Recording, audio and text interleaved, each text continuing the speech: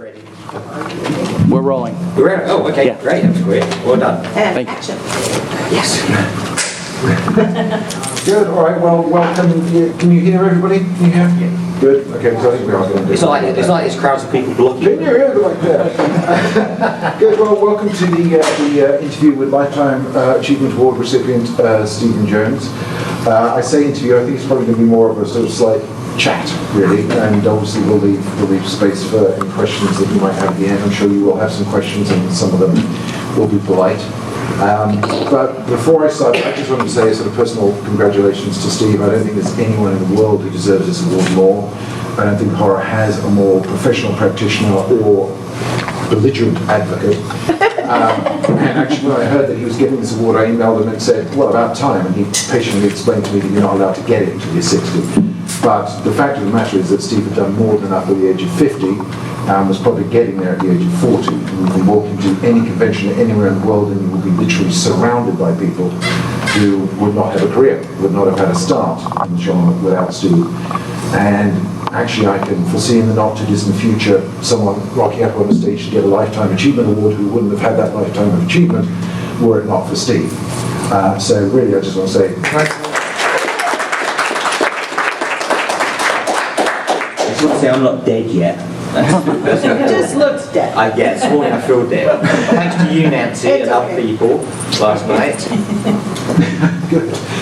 Thank you for last night too, Steve. Yeah, it was great. And you as well, Bill. When I said it was a good conversation, I meant more up here than in general. But so actually, that does bring me to I do have a couple of questions. So if they're on here, if I look at this, it's not because I've lost interest. You just like say to your wife or something, yeah. But so I mean, that brings my first thing really. I mean, take us back, Steve, if you will. How did you get started? Yeah, I mean, it was weird actually having been told I was getting this Lifetime Achievement Award thing, because I still think of myself as a fan. I mean, I was lining up here yesterday getting books signed by Bill and Victoria Price. I was really psyched when I heard that Victoria Price was going to be at this convention, because I had the book and I thought, great, I can get it signed. And I still consider myself a fan. And that's how I started, like everybody else. I went to school in the 60s, I grew up in the 60s, and I started reading British comics, which aren't very interesting if anybody's ever read British comics. Then I moved on to American comics. I was always a DC Comics guy, not a Marvel Comics guy in those days. And I collected American comics, and then from American comics I started collecting monster magazines, particularly Famous Monsters of Filmland, because again, we weren't allowed to see, as you know, X movies and horror movies, so it was almost like forbidden fruit. You know, here was a magazine with all these great stills from Hammer movies and old Universal movies. We had nothing like screen shop theatre on TV, so you couldn't even see these movies on TV in the 60s. I mean, it was revolutionary was it Boxing Day 1964? BBC, there was only 3 channels anyway, 2 channels, and BBC showed King Kong for the first time, and that was just like, whoa. I'd never seen anything like King Kong in my life. And I literally fell in love with that film at that time. I went out and started collecting the magazines. After reading Famous Monsters for many years, another magazine came on the market called Castle of Frankenstein, and that expanded my horizons, because the great thing about Castle of Frankenstein was it wasn't just about genre films. They would include Fellini in the genre, they were all encompassing, they would bring stuff in. And I've always been like that with the movie, books and whatever. I think sometimes we limit ourselves too much in horror, and we should be saying, no, you are part of us, come to us, you know, rather than saying, go away, you're not horror, that's a different kind of thing. So it was a good training ground. The idea I was ever going to spend my life doing this, I mean, I was a kid growing up in 1960s Great Britain. I mean, you know, I think we had hippies for about 6 months, and that was it. It was too cold. It was too cold for me. Flower power, it came, it went, there's still bomb damage from World War II. It rained the whole time. It rained, yeah, exactly, it was fog and all this kind of stuff. And it really was, a point where my parents weren't connected to anybody, they weren't in the movie business or publishing, because we didn't know anybody like that. We were just a sort of average lower class family, working family. My dad worked for British Airways, which was terrific. It used to be called BOAC in those days. And so it meant I travelled a lot. I mean, that was a great thing. I can remember 1964 when I went on my summer vacation. I went back to school and people said to me, well, where did you go? Did you go to the holiday camp in Butlins, in Southport or Portsmouth? I said, no, I went to a place called Barbados. And nobody in my class even knew where Barbados was. I was 12 years old. And then, in 1967, we went to Honolulu, Hong Kong, and then we're in Israel for the 7-day war, 3-day war, whatever it was. You started. Probably. Well, I know is I wasn't allowed off the aeroplane. I've seen you in bars, Steve. I know that. And so, I had this great travel thing. But again, my school didn't really care. My friends were into comics. I mean, that was another interesting thing. I was thinking about it this morning. There is nobody left from that period in my life who I still see. Yet at the time, my friends were like, oh, cool, Christopher Lee's in a new movie, or Vincent Price is in a new movie, we'll go to the movies. But all those people have gone. There's nobody from that period in my life at all anymore, other than my family. And I mean, I don't know if you've still got school friends. I've got one, but that's about it. Yeah. I mean, I've got one friend who dates from when I went to work in the early 70s, who I still see. She lives in Australia, but that's probably my oldest. She moved all the way to Australia. Well, get away, yeah. Well, exactly. So, what's interesting is it's very hard to find the defining moments, because you said how in 1964 you saw King Kong and you were already interested in collecting comics. But can you remember the moment where there was some sort of visceral, oh, this is interesting, this? No, you know what? It probably was a creeping thing. I mean, as more films came on TV, and thank God I had very liberal parents who let me stay up late and watch The Innocents when it came on TV, and so scare the crap out of me when I was that age. But they were very good. They would let me collect comic books, put them in alphabetical order, little plastic bags and that kind of stuff. And people come to the house and they say, oh, are those record albums? I say, no, they're comic books. What's wrong with you people? So you were really straight into the fan collecting mindset. Yeah, I mean, I had a little set of H.P. Lovecraft paperbacks like this, because my book collection, I can remember my book collection was that long. I mean, it's now like a house and an attic and all sorts of other things. But I mean, it was just starting the late 60s, I guess. I mean, Tolkien was taking off with The Hobbit and Lord of the Rings in a really big way with the American school kids. Robbie Howard was coming back into print. Lovecraft was coming back into print. And so it was a great time to be growing up. I can remember the first hardcover I bought, which was Carlos Clarence's Horror Movies, which is still, for that period, a seminal study of the horror movie. And I was so proud, because I had this one hardcover on my shelf. It's like, whoa, look, I've got a hardcover. Yeah, that's me, look at me.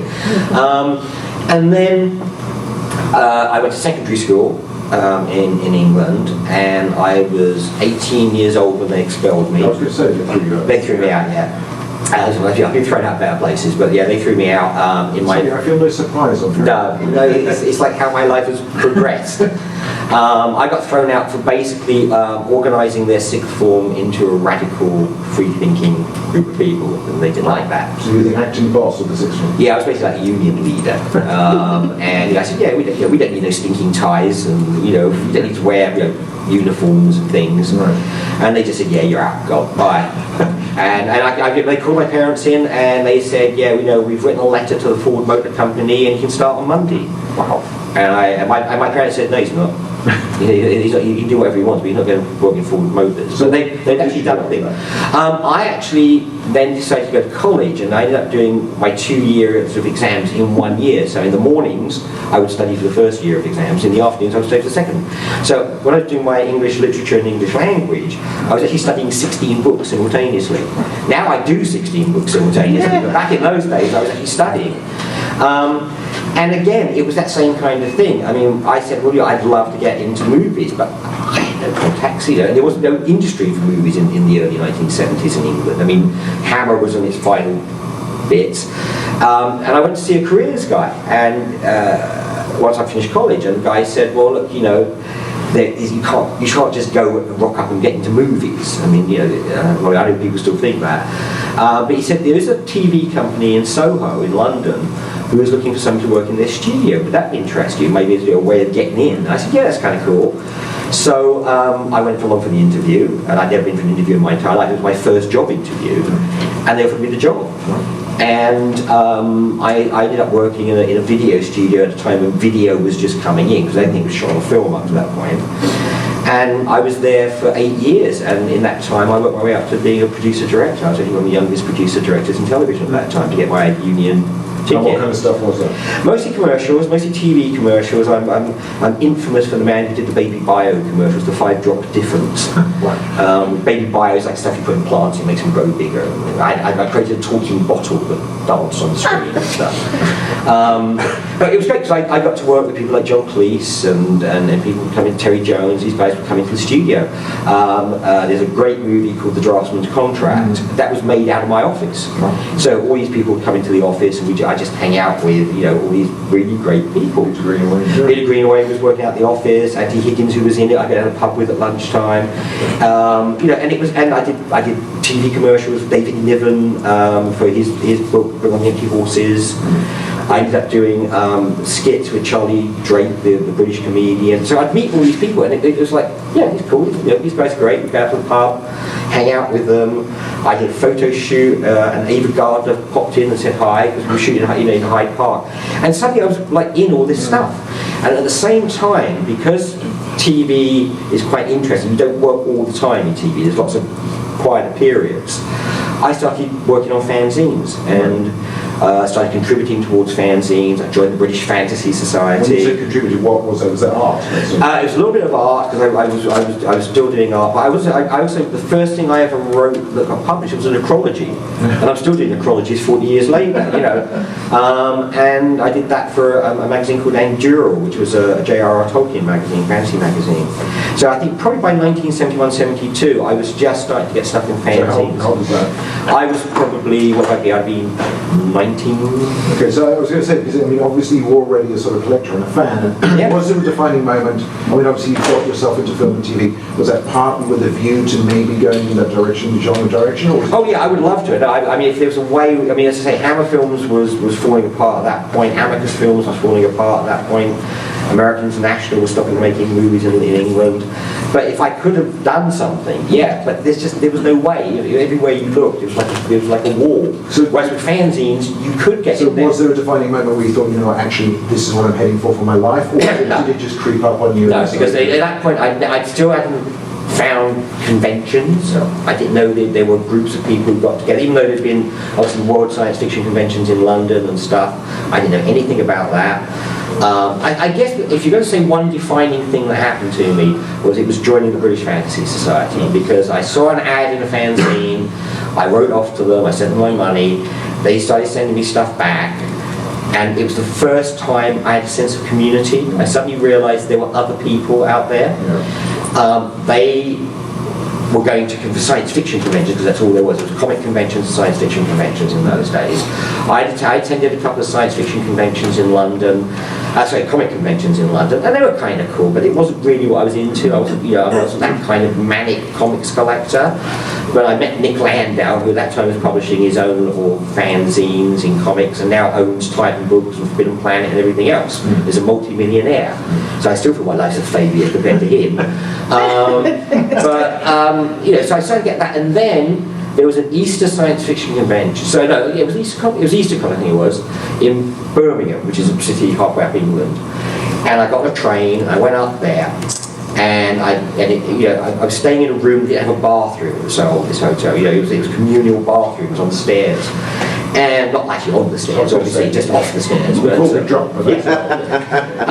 I went down Friday evening, I got there from London after work, I dropped my bags off in the room, went downstairs to the bar, I'm standing at the bar, and literally a guy comes up to me and says, "Hi, you're Steve," because I rang the name back. He said, "You're Steve Jones?" And I said, "Yeah." He said, "So you're that guy who's been writing all those rude letters to us, telling us that we can't do our job properly and whatever." I went, "Yeah, that's me. Yeah, I was writing the letter column." And he said, "Well, my name's David Sutton. Me and my wife run the British Fantasy Society. Thanks a lot. Can I buy you a drink and let you come over and meet some other people?" And I said, "That'd be great." So he bought me a drink over and carried the drinks over. We sat down at a table. There's a group of people around that table, and one of them was Ramsey Campbell. And they all introduced themselves, and that was probably the moment when and then they offered me a job working on one of their magazines. "Well, if you think you can do better, you take over the magazines." And I loved when people say that. It's like, yeah, let me prove to you how you can do it properly. And at that time, all these fanzines were mimeographed, which meant you put them through a big roller thing and you printed ink on them, and it's very odd. And I said, well, why are we still doing that? You know, it's the 1970s. We have photocopying now. There's a new invention called photocopying. We could do offset litho covers and things. They went, and that's how we began. And then at the end of my run for the British Fantasy Society, on the very last issue of Dark Horizons I edited, we had this new thing called colour photocopying. And I did it, because you couldn't afford printing. I was explaining to somebody in the room this morning. Actual printing was so expensive, you just couldn't afford to do it yourself. There were no such things as computers. And so I did this little magazine, and we did, I think it was 1,000 colour photocopies, and hand stapled them onto the outside of the magazine to give it a colour cover. And that worked, and from there we made the jump to Fantasy Tales, and that was how the industry started. So how does that, in terms of time, chronology, how does that tie in with your time in? It's all very fast, because I was still doing this while I was working TV. So we launched Fantasy Tales in 1977, because I'd seen what Stuart Schiff was doing in this country with Whispers, and what Paul Ganley was doing with Weird Book, and we had nothing like that in England at all. And what was great was, because of my entry level with BFS, and then FantasyCon started, you got to meet people like at conventions. I'd been to America a few times. I first went to Los Angeles in 1971 with just my mother and sister, and I phoned up Forey Ackerman and went over to the Acker Mansion, and Forey Ackerman was very, very welcoming and was always a great supporter of me. And so basically every time I'd go to America, I'd go to LA and I'd visit Forey's house and go to lunch and stuff like that. So literally within that sort of 5-year period, the die was cast. My life has always been what that 5-year period set up. Right. And so did you feel committed to it at that stage? Were you still then at the point where you said, you know what, horror is what I do? No, at that time it was science fiction fantasy. I mean, basically horror was just I've always, because the word fantasy covers everything. To me, I mean, there are no genre boundaries, as I said earlier. To me, I think it's all encompassing. So there's never been any sort of reason why you can't read a science fiction book, you can't read a horror book, you can't read a fantasy book, you can't read whatever. And so the authors I knew were the same way. I knew science fiction guys. I knew a lot of science fiction guys, because again, Ramsey was very well plugged in, so he would play cards with James Blish in the evenings at conventions. So I met James Blish, and and then he would introduce to somebody else, E.C. Tubb or somebody, and it was great being able to do that kind of stuff and see these people. And so when I was doing the magazine for the BFS, I started reaching out and said, look, rather than have a bunch of stories by people who are members of the convention nobody's ever heard of, let's get Ramsey Campbell to do a story, or Brian Lumley, who was at that time a military policeman in Hong Kong. And one connection leads to another connection leads to another connection. It's networking. I've always said the most important way to get on in publishing and in the industry is actually to come to conventions like this, or meetings. And it's how you got in, basically. Absolutely. I mean, I remember the first convention I ever went to, I met you at the FantasyCon in London, and it's interesting because I look at what you've done in terms of not a lot of people, not everyone knows that you started off as an artist, a very accomplished artist, and a frankly scary amount about the movies, about the books, and all the rest of it. And I wondered whether or not, where do you see as being the heart of the genre? And I suspect I know the answer to the question, which is the people. Yeah, it always is. And for me, it was because they looked after me. I mean, Bill was over there. I can remember the first time I met Bill and George Clayton Johnson at Dennis's house in Los Angeles, Dennis Edgerton's house. And it's another introduction, and from that introduction you make another introduction. And people were really kind to me. I mean, I can't tell you how kind H. Warner Munn, Hugh B. Cave, Manuel Wellman, Carl Edward Wagner, Charles L. Grant, all these guys looked after me. I mean, I can remember going to my first World Fantasy Convention in New York, and I'd never been to New York on my own in my life, and I'm still in my early 20s. It was the second World Fantasy Convention. It was held in scary downtown New York in Manhattan, and Carl Wagner, who I'd met very briefly the year before in London for a drink, he immediately took me under his wing, brought me into his group. We went out to dinner together. He introduced me to Lynn Carter, and I met C.L. Moore there, and all these kind of really legendary Weird Tales people. And people have asked me this in the past, what do they think my skill is? Why do they think I've done all this stuff? And you know what? It's because I bridged the generations. I was very lucky that I came in at that point when Fritz Leiber was still with us, when Warren Block was still with us. And I knew those guys. And I was saying to somebody in the dealer's room earlier, I never got anything signed for 20 years at conventions. So I had all these wonderful books, I had all these wonderful friends. Well, I just had to drink with them at the bar, or I'd go out to dinner with them. I never actually asked them to sign my Arkham House books or my paperbacks or anything. So, by the time I really got into collecting and getting stuff signed, it was too late. A lot of them were dying off at that point. But I got to meet those guys who really were guys who were in from the 30s and 40s. They introduced me to the guys like Richard Matheson and Bill and the people who came up in the 50s in the Digest magazines. And then there's the people who came up in the 60s like Ramsey and that generation. Then there's the Stephen Kings and then the James Herberts. Then there's your generation and you and Nick Royal and all those guys. And it's just spread now. Of course, there's a new generation. Well, there is, and I think one of the things I've always been most impressed by you is, and I don't want to be unnecessarily nice. No, don't be unnecessary nice. Be as nice as you like. It feels to me, and not just because we're friends, but you feel to me very much like the sort of beating heart of the genre, in the sense that you pull people from both directions. You're always extremely kind to previous generations, making sure that people like Ron Chipman Hayes and with other people that their work is known and celebrated and valued. But you've also been extraordinary in terms of just spotting new talent, encouraging people, and I think that sort of gestalt, bringing the whole thing together. How important do you think it is that people, when they enter horror, or if they're interested in horror or the genres in general, have some understanding of or respect for where it's come from? Oh, I think it's hugely important. I mean, for many years I've had a note above my desk in my office which basically says to know where you are, you have to know where you've been. And it's something I've always told any writers, basically, don't come to me with this story and say, look, I've got this great idea for a story, he's the last man on earth, everybody else is vampires, and he's just holding out in his building. And it's like, if you ever read Richard Matheson? But truly, I mean, people come up with these ideas, and you've got to be able to know what has been done before. I mean, one of the reasons that I do what I do, and I think I do it well, is because I know my limitations. I mean, I'm very aware that I'm not a great writer. I can't do what you do. I can't write novels. I can't write most of the time. Yeah, I know. You just don't want to. You simply can't. I'm not a great short story writer like Steve is, and has made a career out of writing short stories. I'm very good at bringing things together, and of course that's what being a director was, being a film director, a TV director, because you've got actors and production crews, and I always use the analogy that editing is like making a movie. If you think of the editor as the director, you think of the publisher as the producer, you think of the authors as actors, or cattle as we like to call them, you basically, you assemble a production. So each book to me has always been, and still is, a production. I mean, I go about a book in the same way as I used to go about making a TV documentary or program. And even to the fact that once you've got all the stories, you've then got to find a rhythm for them, you've got to put them into a certain order. Interesting. Having worked with you on any number of projects as a writer and a designer, so I know that there is a Kubrick-like level of attention to detail. So. And also, there's a difference between editing and compiling, I'm trying to explain to people. And as you know, I mean, I'm a very hands-on editor. I mean, I will go in and say, I think we need to change that. I think we need to work on this. To a point now where Kim Newman, our friend Kim Newman, sends me a first draft.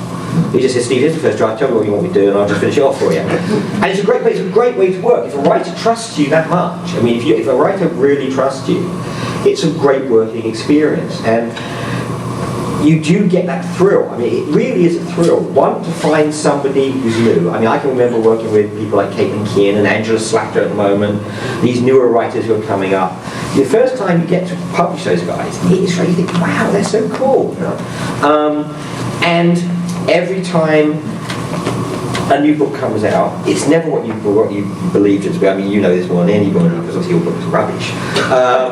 But you go into it thinking it's going to be great, and you always think it's going to be 110%, 150%, and you're lucky if you get 80% at the end or 90%, because you're always working with other things. The jacket doesn't look good, the publicity doesn't work, or whatever. And I've done 135 individual books now, and some of those puppies don't work. I mean, they just disappear off. They're living things. I mean, always And the distinction between editing and compiling, it's very easy to just get 15 mates to give you a short story, give them a lick and a spit and punt it out. Yeah. That's very different to editing a book and making something. As you say, some they're like children in a way. Some of them are obvious overachievers, some of them, are going to end up in jail. That's the way. Yeah. And some just get lost in the shuffle somewhere and you leave them on the train and walk away. Yeah. So we're still about children books. I'm not sure now. I'm going to lead you on to something else. So when you finished doing film and TV, what was the next step in your sort of... Well, it was movies actually, because what happened was that I was now working as a journalist. I mean, to try and make money. Because the great thing was that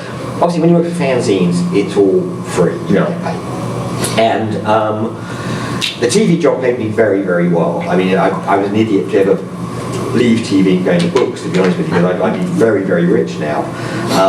But I did end up co-owning my own production company in the West End of London by the early 80s, or by the mid 80s. And so we were making TV. We were doing very, very well. I mean, we had a very good production company. We were making documentaries. We were making sales age films. We did all this kind of stuff.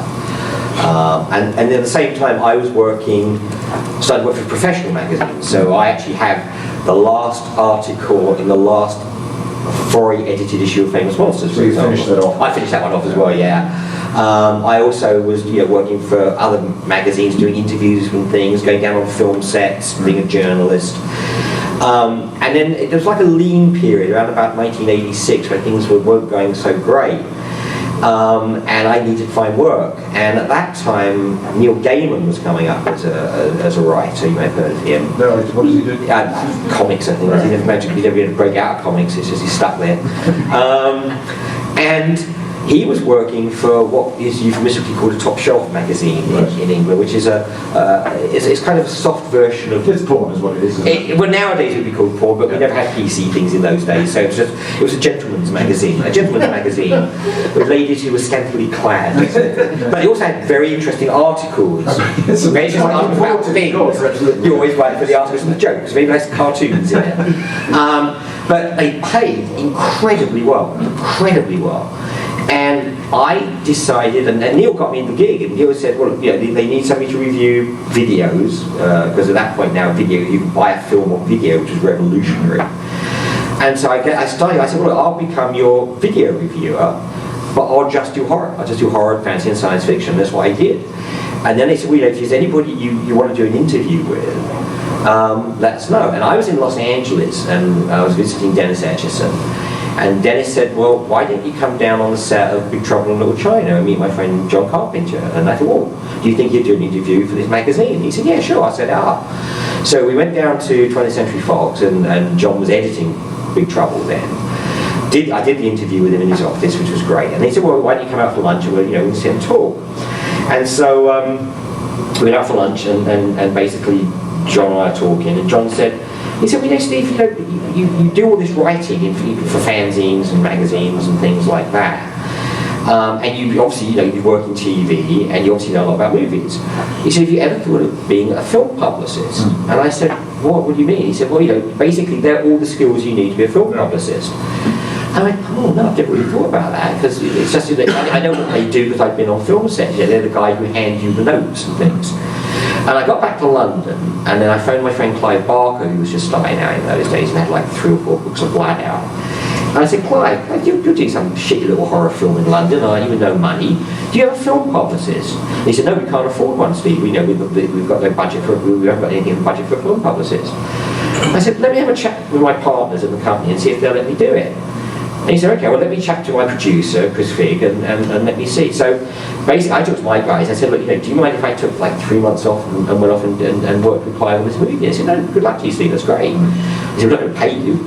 And I said, okay, that's fine. And then I talked to Clive, and he said, I've talked to my producer, he wants to meet you, but we're not going to pay you. I'm thinking, oh, this is not good so far. This is not very well. So I actually went to a wine bar, and I met this guy, Chris Figg, who I'd never met in my life. He was very, very posh. And he said, actually, no, he said, we have to pay you if you want to be a film publicist. He said, what were you thinking of? And I said, I really don't know. I mean, like, £100 a week. He said, oh, no, we'll pay you £250 a week or something. I'm thinking, great, this is fantastic. I said, and what is this film called? He said, oh, it's called Hellraiser.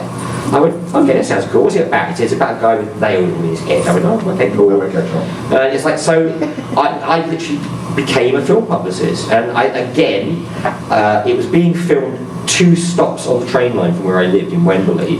So I'd get up in the morning, have my breakfast, get on a tube train, go to the location, get off the tube train, walk up the hill. That was it. I thought if all films could be like this, it'd be terrific. Not much work at all. But what I did again was I applied what I'd learned from doing books and magazines at that point to films. I realised that what happened was that nobody did the publicity until the film was over. All the publicity happened when the film was being edited before it came on release. So when the film came out for that two-week window, there was tons of publicity. What nobody did was a year and a half before then build that publicity. So by the time the film came out, everybody would have heard of it. So I put forward a publicity plan to them. I said, look, we're going to start from day one. We're going to have press down on set. We're going to do badges. We're going to come up with a slogan, because I love slogans. I love slogans for books. We're going to come up with a logo design. We're going to come up with a press kit that they get on the day they visit the set, which has the cast, the crew, information, a synopsis, and then we're going to build on that as the production goes on. So that at the end of shooting, which is normally like 6 weeks, you'll have a finished press kit. And people will have this material when they're doing the interviews. Let people bring out stuff early. We're going to release, this is unheard of, we're going to release photos from the film before it comes out. They're like, what do you mean? I said, because people will publish it. If you pick 4 or 5 photos and release them early, people will use those in magazines and you'll get word of mouth. And I swear to God, I think that's why Hellraiser took off, is because by the time it got released in 1987, people were going, everybody knew about it. It was in Fangoria, it was in Gore Zone, it was in all the magazines. When people were looking forward, you think, what the hell is this movie? And then you say, once the movie came out, and it really did pay off, because I think Clive did change the face of horror films at that point. You look at it now, it looks incredibly old-fashioned now from 1987, but at the time, it was revolutionary. And people like Neil came down on the set, and Neil would do interviews. Because of my TV background, again, this film was made for less than £1 million. But I got crew in, one of my old TV crews came in and we did a making of. Now, nobody's done a making of a horror film with that budget. But we had 7 hours of raw making of footage, which we could cut together, give to New World Pictures, and they could show on TV, they could show it in conventions and things. Dennis invited me to UCLA in Los Angeles. So he did a writing class, and I did an hour-long talk to his class on Hellraiser, and showed transparencies on a big screen, and gave everybody badges and T-shirts afterwards and things. And so it was something that nobody had ever done before, and it worked. And because it worked on that film, I then did it on Hellraiser 2, Hellraiser 3, other movies, in Romania and Bulgaria. How long was that the focus of what you were doing? Late 80s through to early 90s. 92, I think, was the last movie I did, because by then the books had just taken over. Because again, at the same time as I was doing all this movie stuff, the TV stuff kind of petered out. When I finished Hellraiser, I went back to my TV company, and they'd gone bankrupt in the 3 months I'd left. I don't think it was anything to do for me. I think it was just the way the industry was changing at that time. And so I didn't really have a job to go back to. So in 1987, after Hellraiser, I became a full-time freelance person, and I've never had a job since. I mean, from 1987 onwards, I've had to make do. And so what was the first run of books? How did that Same time. It was just, it's just this lovely thing. In 1986, while I'm working on Hellraiser and whatever, I was at a British Fantasy Convention again. Dave Sutton and I had been doing Fantasy Tales for about 6 or 7 years by that point. We'd called in all the people we knew from conventions. I mean, the great thing about Fantasy Tales was the first issue we didn't pay anybody. We just went to our friends and said, would you give us a story? And Michael Moorcock, Ken Bulmer, Ramsey Campbell, Brian Lumley, all these guys just gave us stories because they wanted the magazine to survive. With issue 2, we started paying a minimum amount of money. So by the time 1986 rolled around, it had been 10 years, I guess the magazine had been out, we thought it would be great to sell an anthology of take some of the best stories from Fantasy Tales, put them together in a book and sell them. So we came up with a proposal. I put it all together as a package. I said we sent it out to, I guess, almost every major publisher in England. And at that point, there would have been, unlike today, there's about 20 publishers. They also had a great idea. We had Clive Barker. We had all these great names in there. Yeah, great idea. But anthologies don't sell. We're not going to do an anthology. And so that was it. And we kind of put it away and thought, okay, we'll go back to printing a little magazine again. And then we were at the convention, there was a panel going on, it was 11 o'clock at night, Dave and I were in the bar, you know how that is, we're just drinking. And a very posh guy came up to us, he said, excuse me, he said, do you mind if I bother you? I said, no, who are you? He said, my name's Nick Robinson, I'm starting up my own publishing company called Robinson Books. Have you ever thought of doing an anthology of fantasy tales stories? And there was a split second when Dave and I looked at each other and went, no, that's a great idea. Wow, why did we never think of that? Would you be interested? Exactly. And he went, yeah, you know, and so we basically reverse psychology. He thought he came up with the idea. Amazingly, he got the proposal within 5 days because it was already sitting there. We had the stories, we had everything. And for the next year, and what was also great was, of course, the next year was 87, that's 87, the same year as Hellraiser. The next year, World Fantasy Convention was coming to London for the first time. I was co-running it with Joe Fletcher. He decided to bring out the Fantasy Tales book to coincide with that convention. And that was the first anthology. I mean, Steve was in it. You know, we got it illustrated by the people who worked the magazine. He put a great Chris Achilles cover on it. Did as a hardcover. So my first book, and by that time I had 5 other books coming out at that same convention. Because again, one thing led to another thing. Horror 100 Best Books Kim and I did. Fantasy Tales paperbacks. We had all these other things on the go. It's how it works. It's networking again. And so those books, I think those first 4 or 5 books came out of World Fantasy Convention 1988 in London. And that's what my life became. I was still doing a little bit of TV, still doing some film stuff. In 1992, I was working with, you know, Lance Henriksen and people like that on movies. But the book stuff was coming, more and more of my time was coming. So I turned down, Paramount phoned me up and wanted me to do The Saint in Moscow with Val Kilmer. I said, nah, I've got a book to do. Yeah. So by that stage, your heart had moved. Yeah, and I really was into the publishing thing, and that's always stayed. So the idea of you and Val Kilmer having a conversation. Yeah, you know, I never kind of liked Val Kilmer. I thought there'd be trouble. There'd be trouble. Yeah. Apparently he is difficult. Apparently he's difficult. Yeah.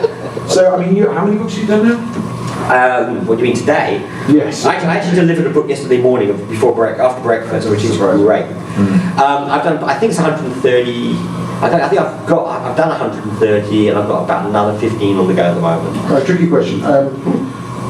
Is there anything within that you think of as the best thing? Is there something that you've really hit it, or do you see it all part as one sort of continuum of stuff, a body of work? Well, as we mentioned earlier, I think all, like with your books, with novels and short stories, I think there's always favourites. I mean, you always think, oh, that one actually did work, that came together, or that one didn't quite work, or whatever.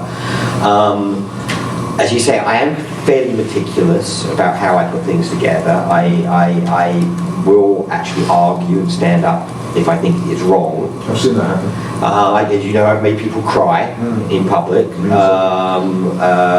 simply with, you know, verbally, just talking to people. I mean, do you think that's important? Because I mean, this is something we discussed. That degree of, because you know, horror's always been a sort of boom bust, industry in some ways. And there's a lot of people out there who think they can just leap in and with 2 feet and do it. I mean, do you think that professionalism, that meticulousness is important? I think you have to. I learned that from Ramsey. I mean, I remember when the horror boom, first big horror boom of the 80s, Stephen King, everybody, it petered out in the late 80s.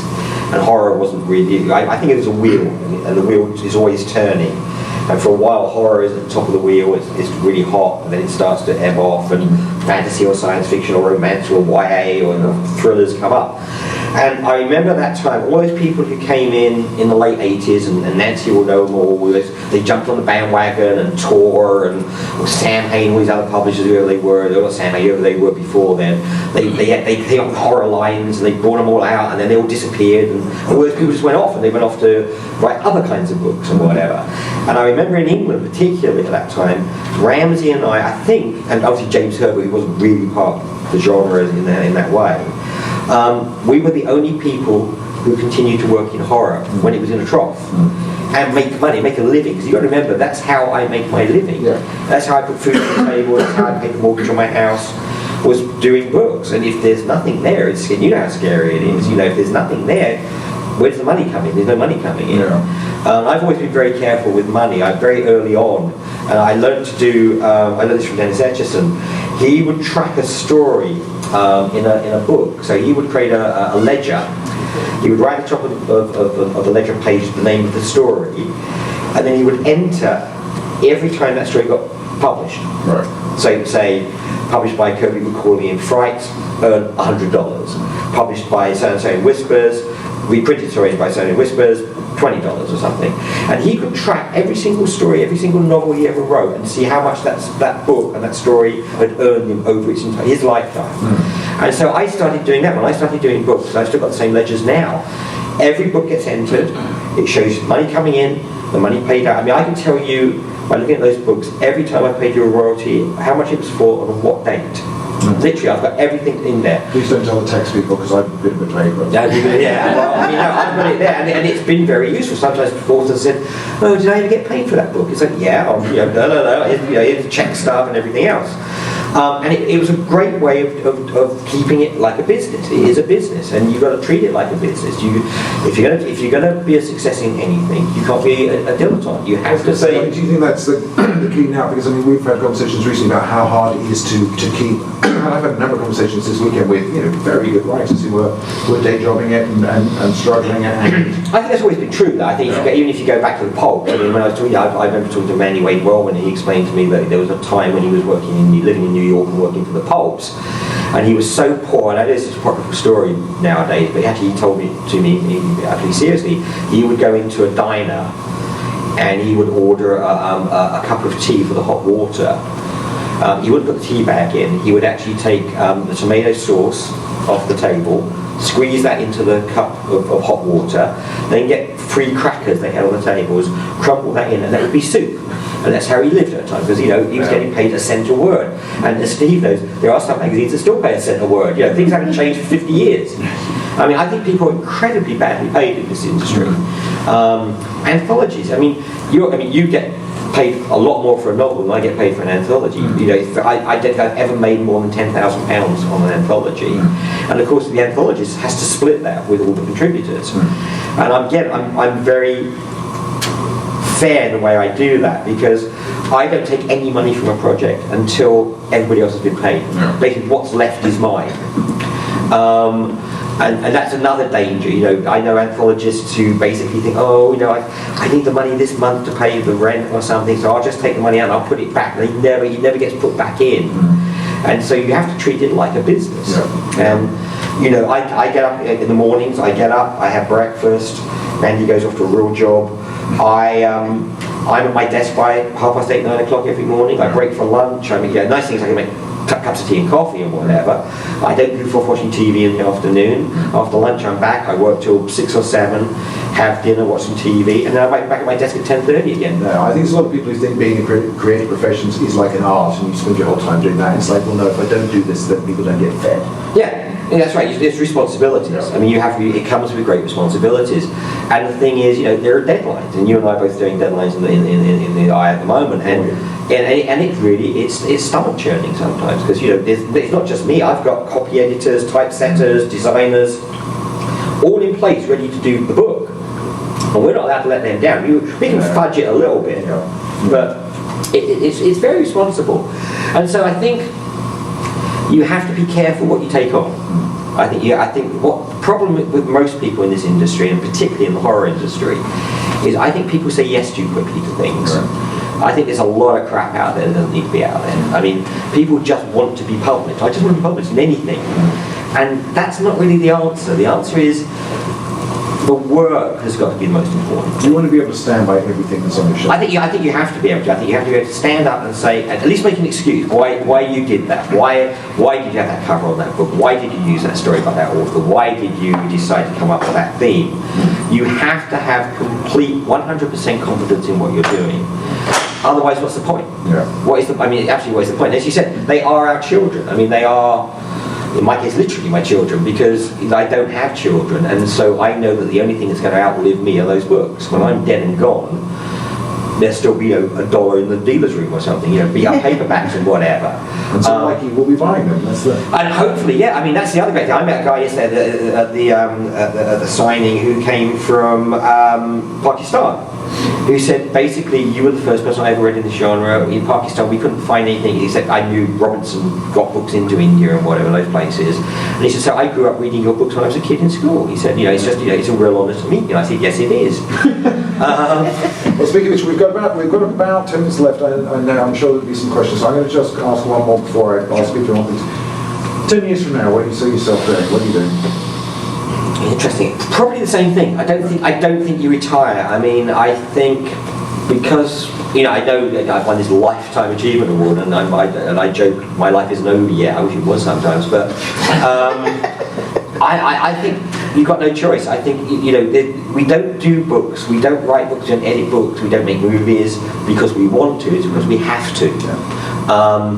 Maggie knows this. She says, "Well, let's go away on holiday and take a rest." And within 2 days, I've got a notepad out and I'm scribbling ideas down or writing introductions or coming up with concepts. And it's just you can't not write if you're doing. I know Steve, I know, and Ramsey are people who write at breakfast. They write down ideas and they're coming up with ideas all the time. Everybody's a different way of working. Nancy's one of those great people who actually basically writes to order, but writes the best she can to order. And that's I think if I use the film analogy, that's like a jobbing actor. That's what actors used to do in the studio system. They would be assigned a film, and they would go off, and it could be Casablanca, or it could be Now Voyager, and they would just have to get through that film and work on it, give the best performance they can. There might be an Oscar for Best Supporting Actor in it at some point, or a Bram Stoker Award at the end of it. And I think that's what we all look at. We are jobbing writers or editors or whatever. That doesn't mean that we don't give 110%. I think you have to give 110% because we want to be the one that gets noticed for the Oscar at the end of the day. We want people to see our performance, our work, enjoy our work, very much be moved by our work. I think horror. Doug Winter said this 20 years ago. Horror is an emotion. And what I find doing the book, especially the year's best horror book, is too often I read a horror story and I think, what's the point? Okay, I've got one extra question, actually, sorry. I was going to ask you because, I don't go to horror to be scared particularly. There's something else. I don't want to be revolted. I certainly don't want to be revolted by horror. I'm not a hardcore horror fan. It can work when it's done well.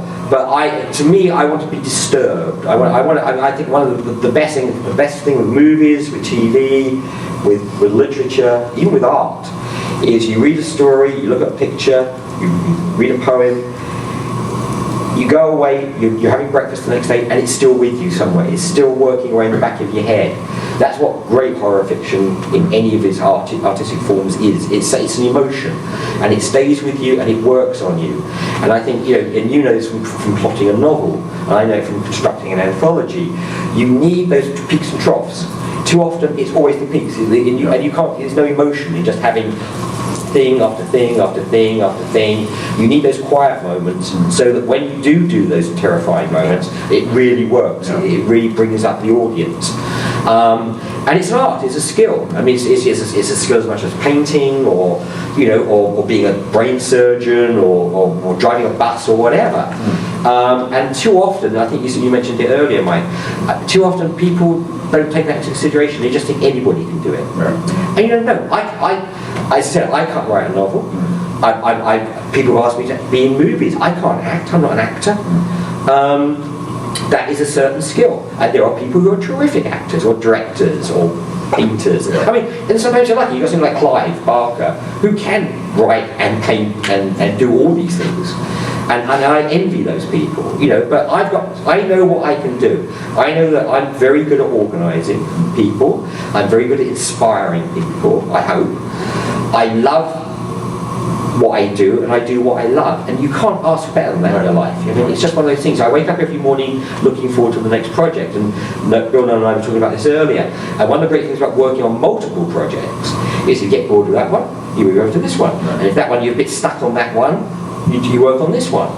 And it looks like you're doing a lot, but in real terms you're not. I mean, in real terms it's just you're filling your day. And at the end of that day, if you're lucky, if you've got 1,000 words down on paper or 10,000 words down on paper, you've achieved something. And then when you see those books on the shelf, and then when you see them reprinted, and then when you see the Russian editions and the Spanish editions and whatever, you think, man, this is my life. I mean, we all have brag shelves. And my brag shelf is now double stacked. Brag house now. Brag house. But I get up every morning and I get upstairs and make myself a cup of tea, I look at that shelf, I've got all those spines, I think, man, that's what I've done. You know, when I'm dead and gone, somebody hopefully, and Ron Chetwynd Hayes always said this, hopefully one day, you know, somebody's in a market and they're looking at books and they find your book, they pick it up and they read it and they enjoy it. And you've been dead 20 years. But it's not just that, because I think you've achieved that on two levels. Not only is there the vast shelves of books that you've actually done, but each individual writer in those books has gone on. It's sort of... Well, let's say they are my children. Yeah. I mean, you know, the lovely thing is when I see Steve and Nancy and you and all the other people at conventions, these are guys I've grown up with. They've grown up with me. We've worked on projects together. We've collaborated. We're friends. I mean, I think the other interesting thing is we tend to all be sort of like the same. We're kind of left-wing a lot of the time. We're kind of probably, you know, not assholes. I know. I can appear to be an asshole, but you know, really, we're nice people. There's nice people in the genre. I don't think, and I'm really proud of this, I don't think this genre allows assholes to survive very long. I've seen people come in, they behave like appallingly to people, they've done crap or whatever, they've ripped off stuff, they've plagiarised. Those people don't last. It's the nice people who last. And I think if this has taught me anything, is that basically we are a community, we are all kind of the same, whether we're readers or writers or artists or whatever. And you look at people at this convention, everybody, I mean, the people who are guests of honour are pretty nice people. You want to hang out in the bar, and you and I have done this, talked about this before. Basically, if you don't want to go and have a drink with someone, there's probably a reason. And those people don't last very long. And that's true of science fiction and fantasy and horror and all these things. You know, pretty much we're good people. And obviously got some weird twisted ideas sometimes, sometimes a little bit and I think overinflated egos. I think for a writer you need to have an inflated ego, because most of the time you spend sitting in a room on your own. But it's got to be resilient as well. I mean, as you found, there will be times when it doesn't matter how big your ego is, the world's going to keep kicking. Oh, absolutely. You can't take anything personally either. I mean, you know, basically you can't take rejection personally. I certainly haven't. I just get revenge. Right, any questions? Yeah, on that note, we have about 2 minutes left for questions, so they'd have to be short. Yeah. I'm curious, you have to read an awful lot of material since you work on so many books. Yeah. Do you have a criteria for how you, or a system that you do? Yeah, I have a big pile, and I start at the top, and when I get to the bottom, it's done. That's how it works. For best in horror, I mean, stuff comes in. I mean, people say, hey, "Did you get my story?" It's like, yeah, of course I did. Did you get my book? Yeah, I'm sure they sent that to me. And I get it, I go straight in the corner.